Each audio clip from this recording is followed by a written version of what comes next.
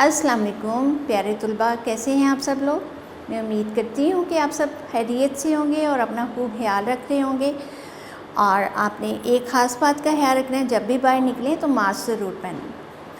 कि आज हम उर्दू का लेसन के लिए हम पढ़ेंगे। उर्दू के लेसन में आज हम ग्रामर पढ़ेंगे। ग्रामर, अब उर्दू ग्रामर का क्या मतलब है? उर्दू ग्रामर का मतलब ये है कि हम उर्दू ज़ुबान के कवायद के बारे में अच्छी तरह से आगाही हासिल करें, ताकि हमें पता चले कि उर्दू ज़ुबान में रमूज़ व काफ़ क्या होते हैं, उर्दू ज़ुबान के कवायद के मुख्तलिफ़ असूल क्या हैं।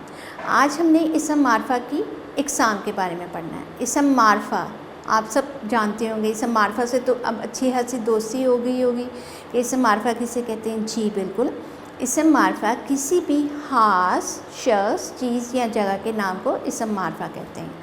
अब ये सब तो हम अब जानते हैं। अब क्या आप इसम मारफ़ा की इक़साम के बारे में जानते हैं? नहीं जानते ना। चले आज हम इसम मारफ़ा की इक़साम के बारे में जानेंगे। इसम मारफ़ा की 4 इक़साम हैं।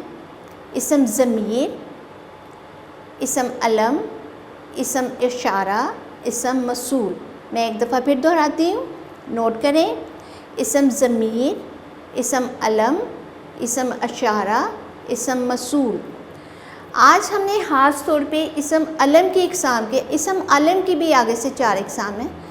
आज का लेसन हमारा इसम अलम की इक़साम के बारे में है, लेकिन मैं आपको मुख्तसरन इसम ज़मीर, इसम इशारा और इसम मसूल का भी बता देती हूँ।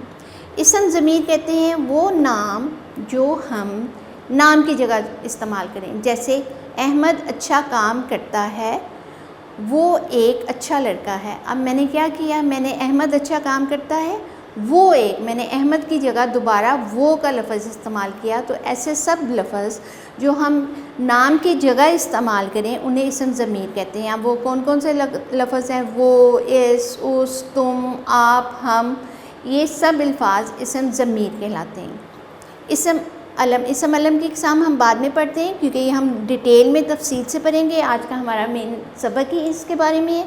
इसम इशारा जैसे ये कुर्सी पड़ी है, वो पतंग उड़ा रहा है, ये ऐसे सब लफ्ज़ जो हैं इनको इसम इशारा कहते हैं।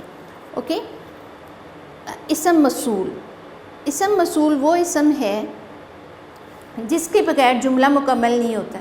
जैसे तुम कहाँ जा रहे, अब मैं यहाँ पे छोड़ दूँ, बात समझ आती है? नहीं। हो, था, थे, थी, हैं, ये सब वर्ड्स इसम मसूल कहलाते हैं।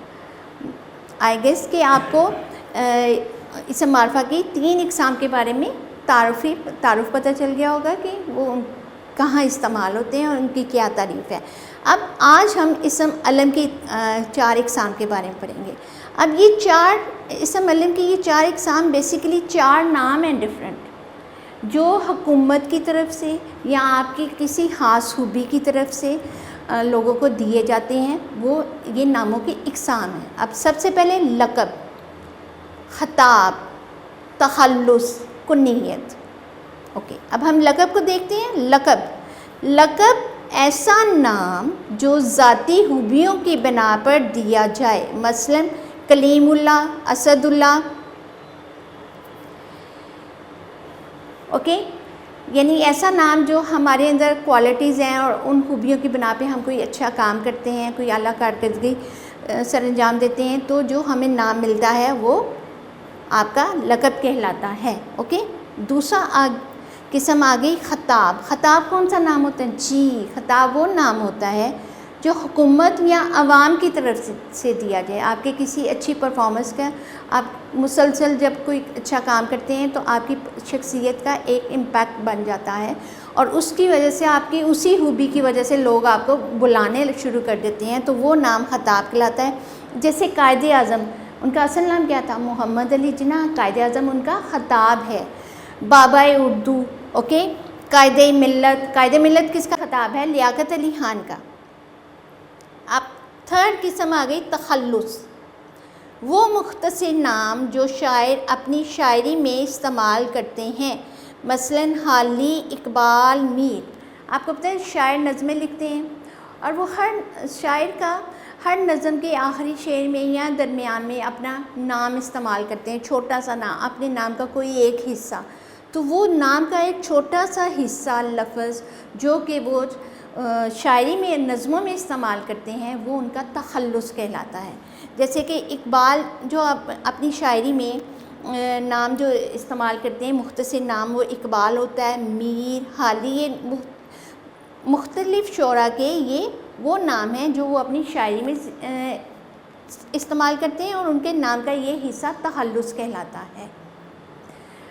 मेरा ख़्याल है कि आपको बहुत अच्छी तरह से समझ आ गई होगी।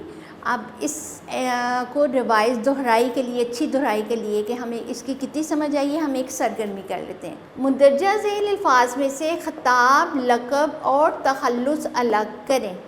अब यहाँ पे मैंने वर्ड्स लिखे हैं, अल्फाज हैं सदीक़, मादर मिल्लत, शायर मशरिक़, कायदे मिल्लत, कायदे आज़म, गनी, हाली, फ़राज़। अब हमने इनको इन 3 कॉलम्स के अंदर डिवाइड करना है।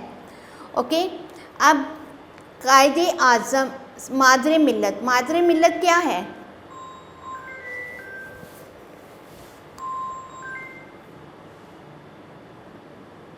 जी बिल्कुल आप ठीक कह रहे हैं, मादर मिल्लत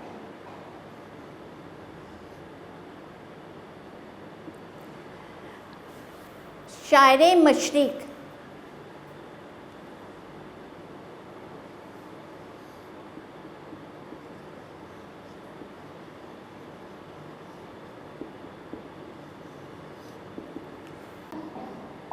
हज़रत अबू बकर सिद्दीक़ हुज़ूर सल्लल्लाहु अलैहि वसल्लम के क्योंकि सच्चे दोस्त थे, हमेशा उनका साथ देते थे हर मुश्किल वक्त में वो। और आपको पता है ना, इन्होंने इस्लाम भी सबसे पहले कबूल किया था जब हुज़ूर सल्लल्लाहु अलैहि वसल्लम ने नबूवत का ऐलान किया था।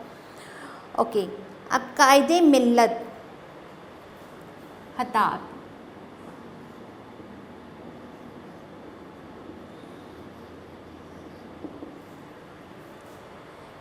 गनी, लक़ब, किसका लक़ब है गनी? हज़रत उस्मान गनी।